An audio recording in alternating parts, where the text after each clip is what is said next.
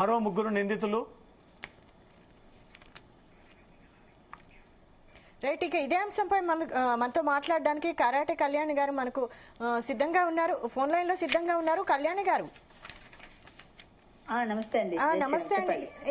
మీ ఇప్పుడు ఆ రోజు పెద్దమ్మ గుడి విషయంలో మీపై ఎఫ్ఐఆర్ నమోదు చేశారు. ఇప్పుడు దీనిపై మీ స్పందన ఏంటి?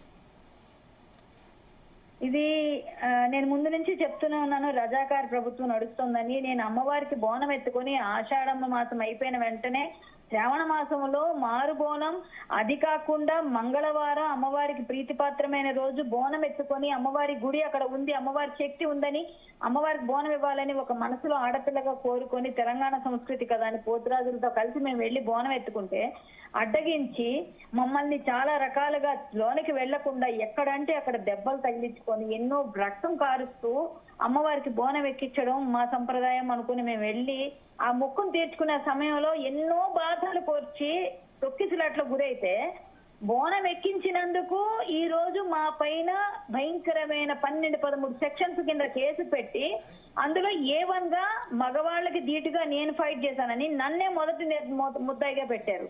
అంటే ఇంత ఘోరంగా వాళ్ళు కేసులు వేస్తున్నారు.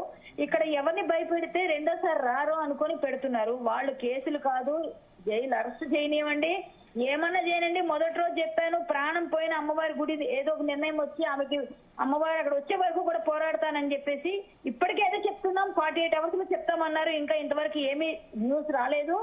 మేము ఖచ్చితంగా మాకు కేసులు వేసినా మమ్మల్ని ఎక్కించడానికి రెడీ చేస్తున్నారు అంతా కూడా. ఎందుకంటే టైం కూడా ఇవ్వకుండా మాకు ఇప్పటివరకు ఎఫ్ఐఆర్ కూడా ఇవ్వలేదు. నేను అడిగాను సిఐ గారిని, ఇవ్వలేదు ఎఫ్ఐఆర్. అడిగి మేము ఎలా తెప్పించుకొని సిఐ గారికి రిటర్న్ ఎఫ్ఐఆర్ పెట్టి థ్యాంక్ యూ సార్ అని పెట్టాను నేను.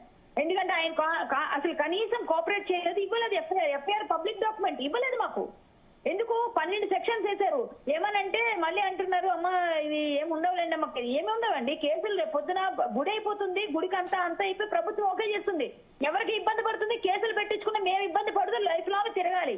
ఎక్కడ ఏదైనా ప్రాబ్లం అయితే మమ్మల్ని ఎత్తుకెళ్ళిపోతారా? ఇప్పుడు ఏమన్నా మేము ఉగ్రవాదులమా? ఏమన్నా ఇబ్బంది పెట్టామా? ఏమన్నా బాధ పెట్టామా? ఏం తెలంగాణ నడుస్తుంది ఇక్కడ? బంగారు బోనం అంటారు, బంగారు తెలంగాణ అంటారు. ఇదేనా ఆడపిల్లలు ఉసురు తగిలించుకోవడమేనా బోనం ఎక్కించడానికి వచ్చిన వాళ్ళవి? ఇంత ఘోరమా, ఇంత అన్యాయమా, ఇంత అమానుషమా? పోలీసులు ఇంత దురుసుగా ప్రవర్తించింది కాక అలా చేసింది వాళ్ళని. అంటే కళ్యాణ్ గారు, ఈ బోనాలు పూజల పేరుతో అనుమతి లేకుండా గవర్నమెంట్ ల్యాండ్ లోకి ప్రవేశించి పబ్లిక్ న్యూసెన్స్ క్రియేట్ చేశారని, పోలీసులు ఏర్పాటు చేసిన బారికేడ్లను ధ్వంసం చేశారని, వాళ్ళ విధులకు ఆటంకం కలిగించారని, మారణాయుధాలు ఉపయోగించారని, దాడి చేశారని దీనిపై ఎఫ్ఐఆర్ నమోదైనట్లు అని అంటున్నారు. మీరేమంటారు? అమ్మా మేము ఒక మాట చెప్తామమ్మా. ఇప్పుడు మా ఇంట్లో ఇప్పుడు అది గవర్నమెంట్ ల్యాండ్, గవర్నమెంట్ కి సంబంధించిన ల్యాండ్ అన్నారు. గవర్నమెంట్ అంటే ఎవరిదండి? అది పబ్లిక్ ది, అది ప్రజల సొమ్ము కింద లెక్క, ప్రజలకి సంబంధించింది. ఎక్కడో ఎప్పటి నుంచో అది గవర్నమెంట్ కింద వాళ్ళకి వచ్చిందంటే దాని ముందు పుట్టుపూర్వతరాలు తీస్తే ప్రజలకు సంబంధం లేకుండా ఉందా? అది ప్రజలకు సంబంధం ఉంది. అలాంటి ల్యాండ్ మీరు మాకు బిచ్చ వేస్తున్నట్టు 150 గజాలు ఇవ్వడం అంటే చాలా తప్పు. అలాంటిది మేము అక్కడికి వెళ్ళి పూజలు చేసుకుంటే అది తప్ప?